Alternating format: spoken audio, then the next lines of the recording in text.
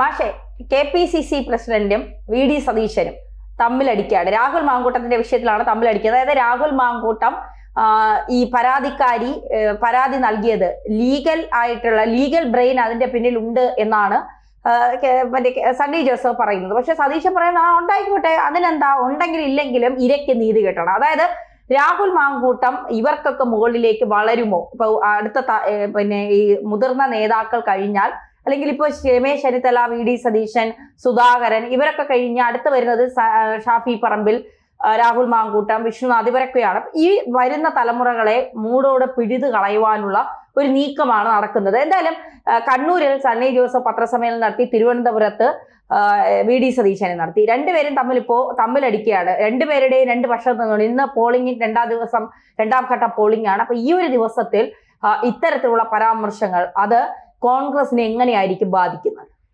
അല്ല, നമ്മളങ്ങനെ അത് വ്യാഖ്യാനിച്ചുകൊണ്ട് പോകുന്നതിൽ കഥയില്ല എന്നാണ് എനിക്ക് തോന്നുന്നത്. കാരണം പലരും പറയുന്ന ഒരു കഥയാണ്.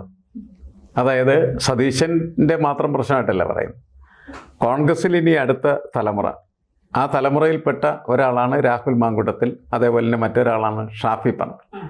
ഇവർ രണ്ടുപേരെയും മുതിർന്ന നേതാക്കൾക്ക് ഭയമാണ്. അതുകൊണ്ട് അവരെ ഇല്ലാതാക്കാൻ വേണ്ടിയിട്ടുള്ള ആസൂത്രിതമായിട്ടുള്ളൊരു പദ്ധതിയുടെ ഭാഗമാണ് ഇതെല്ലാം എന്ന് പറയുന്ന വലിയൊരു ആൾക്കൂട്ടമുണ്ട് കോൺഗ്രസിനകത്ത്. ശരി, പക്ഷെ അത് അങ്ങനെ വെച്ച് നമ്മളത് പരിശോധിക്കുന്നത് ശരിയാണോ എന്ന് എനിക്ക് സംശയമുണ്ട്. കാരണം ഒന്ന്, ഈ രാഹുൽ മാങ്കൂട്ടത്തിൽ വന്നുപെട്ടിരിക്കുന്ന വിഷയം എന്ന് പറയുന്നത് സ്ത്രീകളുമായിട്ടുള്ള പ്രശ്നമാണ്. ഒരു സ്ത്രീയല്ല, പല സ്ത്രീയായിട്ട്.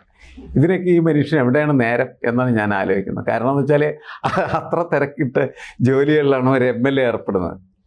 പക്ഷേ ഇവിടെ നമ്മളിങ്ങനെ ഈ പരാതിയും ബഹളമൊക്കെ ആയിട്ട് ഒരു വലിയ സംഘം ആളുകളിങ്ങനെ നടക്കുന്ന കാഴ്ചയാണ്. പക്ഷേ നമ്മളിത് പൊളിറ്റിക്കലായിട്ട് ഡിസ്കസ് ചെയ്യുമ്പോൾ അതൊരു വേറെ രസകരമായിട്ടുള്ള ആംഗിളാണെങ്കിൽ, പൊളിറ്റിക്കലായിട്ട് ഡിസ്കസ് ചെയ്യുമ്പോൾ മറ്റൊരു വിഷയമാണുള്ളത്. അധികാരത്തിൻ്റെ പ്രശ്നമാണ്. താഴെ നിന്ന് വളർന്നു വരുന്ന തലമുറ എന്തുകൊണ്ടാണ് മുതിർന്ന തലമുറ വെട്ടിനിരത്താൻ ആഗ്രഹിക്കുന്നത് എന്നുള്ള പ്രശ്നങ്ങളൊക്കെയുള്ള ചർച്ചയിലേക്ക് വരും. പക്ഷെ ഇവരെന്തുകൊണ്ട്, സണ്ണിയും അതേപോലെ തന്നെ സതീശനും എന്തിനാണ് പരസ്പരം അക്കാര്യത്തിൽ തമ്മിലടിക്കുന്നത് എന്നുള്ളൊരു ക്വസ്റ്റ്യൻ ഉണ്ടല്ലോ. തമ്മിലടിക്കേണ്ട കാര്യമൊന്നുമില്ല. സണ്ണി പറയുന്നത് സണ്ണിയുടെ ഒരു ബ്രെയിൻ ആക്ച്വലി വർക്ക് ചെയ്യുന്നത് എങ്ങനെയാണ്, ഒരു അഡ്വക്കേറ്റിൻ്റെ ഇതുപോലെയാണ്. സതീശനും അഡ്വക്കേറ്റാണ്. പക്ഷേ സണ്ണി കുറേ കാലം പ്രാക്ടീസ് ചെയ്തിരുന്നിരിക്കുകയാണ്. സതീശൻ ഇങ്ങനെ പ്രാക്ടീസ് ചെയ്യാനൊന്നും പോയിട്ട്. എന്തായാലും ഇവരുടെ ഒരു തിങ്കിങ് ലോജിക് എന്ന് പറയുന്നത്, എന്ന് വെച്ചാൽ ചിന്തിക്കുന്ന അവരുടെ ഒരു യുക്തി എങ്ങനെയാണ് പ്രവർത്തിക്കുന്നത്, ഒരേപോലെ ആയിരിക്കണം പ്രവർത്തിക്കേണ്ടത്. അപ്പോൾ സണ്ണി ജോസഫ് നോക്കുന്ന സമയത്ത്, പരാതി പരിശോധിക്കുന്ന സമയത്ത് അതിൻ്റെ പിന്നിലൊരു ലീഗൽ ബ്രെയിൻ ആക്ടിവിറ്റി ആയിട്ടെന്ന് അദ്ദേഹത്തിന് തോന്നിയിട്ടുണ്ട്. അതുകൊണ്ടാവും.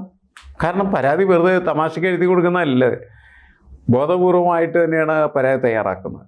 അത് KPCC അധ്യക്ഷന് കൊടുക്കുന്ന പരാതിയും അതേപോലെ തന്നെ പോലീസിന് കൊടുക്കുന്ന പരാതിയും അവർ കൃത്യമായിട്ട് ഡ്രാഫ്റ്റ് ചെയ്തിരിക്കുന്ന, അതായത് KPCC അധ്യക്ഷന് കിട്ടിയിരിക്കുന്നതായിട്ടുള്ള പരാതി എന്തിനും പോലീസിന് കൈമാറി എന്നുള്ളത് അല്ലേ. CPMൻ്റെ പോലെയുള്ള പാർട്ടി കോടതി കോൺഗ്രസിന് ഇല്ല എന്നാണ് അവർ പറയുന്നത്. CPM അതൊരിക്കലും പോലീസിന് കൊടുക്കാറുണ്ട്. അവർ പറയുന്നത് ഇവിടെ നമുക്ക് ജോസഫൈൻ പറഞ്ഞ പോലെ നമുക്ക് കോടതിയുണ്ട്, ഞങ്ങളതൊക്കെ പരിശോധിക്കും, അതിൽ ഞാൻ തീരുമാനം എടുക്കും. നിങ്ങൾക്ക് കോടതിയിൽ അല്ലെങ്കിൽ പോലീസിൽ കേസ് കൊടുക്കാൻ നിങ്ങൾ പോയി കൊടുത്തോളൂ. ഇവിടെ തരുന്ന പരാതി ഇവിടെ നിന്ന് അങ്ങോട്ട് കൊടുക്കുന്ന പരിപാടി ഞങ്ങൾക്കില്ല. അതുകൊണ്ട് CPM കൊടുക്കാറില്ല. പക്ഷെ കോൺഗ്രസ് അങ്ങനെയല്ല പറയുന്നത്, ഞങ്ങൾക്കത് കിട്ടിയ ഉടനെ തന്നെ ഞങ്ങൾ എന്ത് ചെയ്യും, പോലീസിന് കൈമാറും. അങ്ങനെ കൈമാറിയ ഒരു സ്ഥിതിയാണ് ഈ രാഹുൽ മാങ്കൂട്ടത്തിൻ്റെ കേസിലുള്ളത്.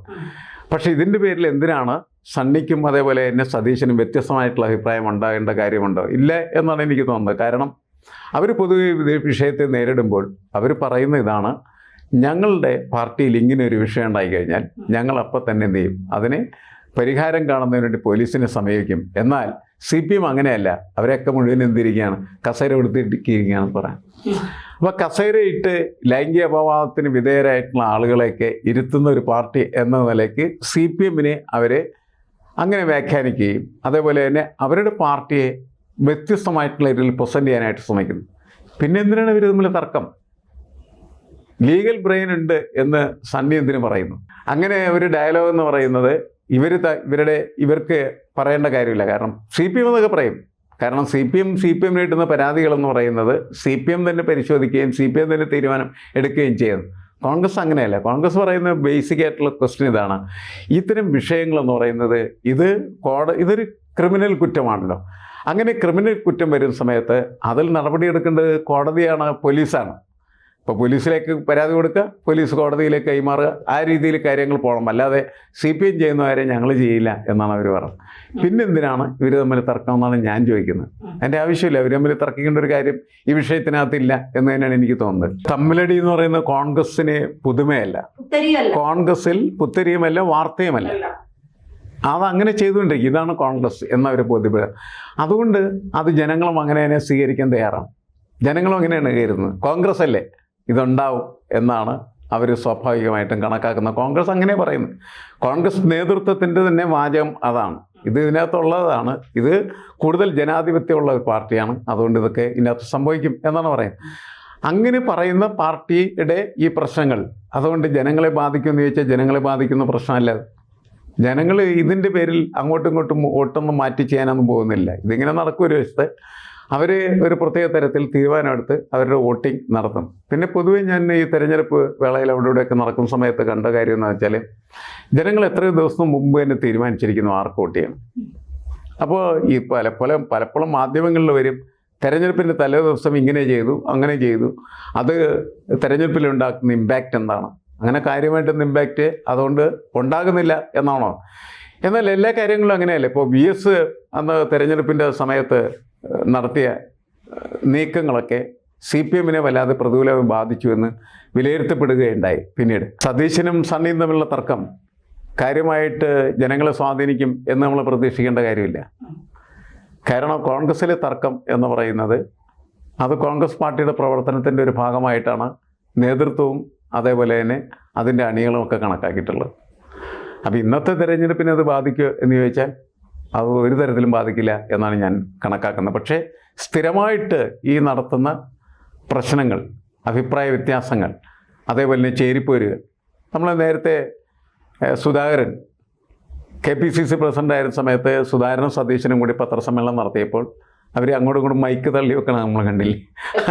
ഇതൊക്കെ ജനങ്ങൾ കണ്ടിട്ടുള്ളതാണ്. അപ്പോൾ ഇത് അതിൻ്റെ അവരൊരു തുടർച്ചയാണ് എന്ന് മാത്രമേ ഉള്ളൂ. അത് വോട്ടിനെയൊക്കെ ബാധിക്കുമെന്ന് ഞാൻ കണക്കാക്കുന്നില്ല. പക്ഷേ ഇങ്ങനെ നിരന്തരം ഇവർ തമ്മിൽ നടത്തിക്കൊണ്ടിരിക്കുന്ന തല്ലുകൂട്ടങ്ങൾ, ആ തല്ലുകൂട്ടങ്ങൾ എന്ന് പറയുന്നത് ആ പാർട്ടിയുടെ ഇമേജിൻ്റെ കാര്യത്തിൽ ചില പ്രശ്നങ്ങളുണ്ടാക്കും.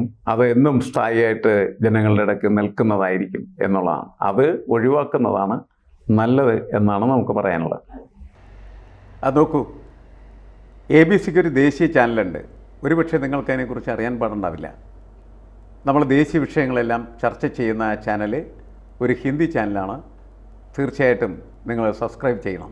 കൂടുതൽ വാർത്തകളും വിശേഷങ്ങളും നിങ്ങളിലേക്ക് എത്താൻ ABC മലയാളം സബ്സ്ക്രൈബ് ചെയ്യുക, ബെൽ ബട്ടണും അമർത്തുക.